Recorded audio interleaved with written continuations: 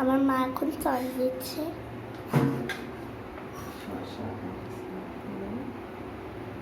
এখন দিচ্ছে মশলা।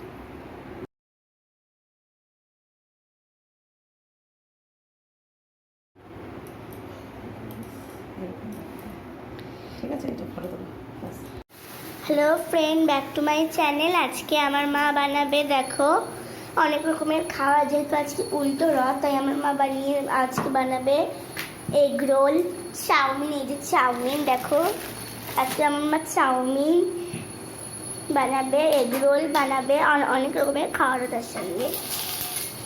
আর মা বাজার দিয়ে সিঙ্গারাও এনেছে, দেখো এখন আমার মা এগ রোলের রুটিটা করছে।